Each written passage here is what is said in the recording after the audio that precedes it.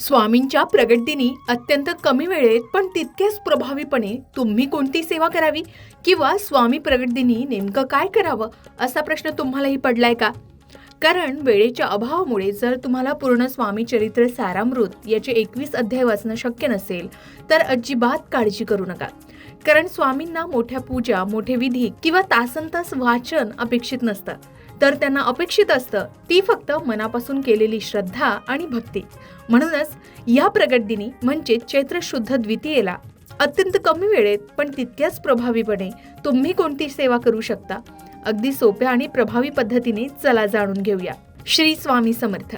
स्वामी समर्थांचा प्रगट दिन म्हणजे चैत्र शुद्ध द्वितीया. हा दिवस प्रत्येक भक्तांसाठी ऊर्जेचा आणि आनंदाचा असतो. अनेकांना इच्छा असूनही ऑफिस किंवा कामाच्या व्यापामुळे 21 अध्यायाचं पारायण करणं शक्य होत नाही.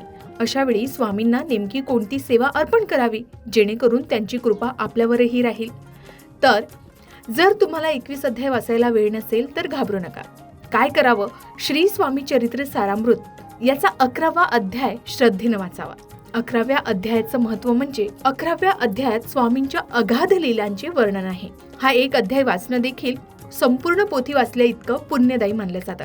याला केवळ 10 ते 15 मिनिटे लागतात. त्यानंतर वाचन करणं अजिबात शक्य नसेल तर चालता बोलता किंवा प्रवासात आपण ही सेवा करू शकता, ते म्हणजे नामजप. होय, श्री स्वामी समर्थ या षडाक्षरी मंत्राचा जप जमेल तितक्या वेळा जपावा. शक्य असल्यास रुद्राक्ष माळेवर किमान 1 किंवा 3 माळा जप करावा.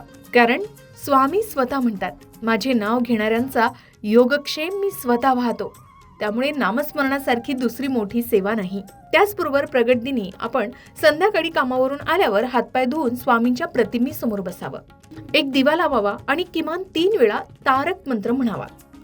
तारक मंत्रामधील प्रत्येक शब्द तुमच्या मनातील भीती आणि नकारात्मकता दूर करते. निशंक होई रे मना, हे शब्द ऐकले की स्वामी पाठीशी आहेत याची खात्री वाटते. त्याचबरोबर प्रगट दिनाच्या दिवशी आपण पंचपक्वानच करावं असं नाही, तर स्वामींना पिठलं भाकरी किंवा फक्त खडीसाखर आणि खोबरं याचा नैवेद्य दाखवला तरी स्वामी खुश होतात. स्वामींना साधेपणा आवडतो. स्वामी हे तुमच्यासाठी आहे हा भाव ठेवून जे काही अर्पण कराल ते आनंदाने स्वीकारतात. एवढंच नाही तर स्वामींच्या प्रगट दिवसावर आपण घराच्या मुख्य दरवाजाजवळ किमान 2 दिवे लावावे. यामुळे घरातील वास्तुदोष दूर होतात आणि स्वामींच्या आगमनाचे स्वागत होते. स्वामींना आपल्या वेळेपेक्षा आपल्या निष्ठेची ओढ असते.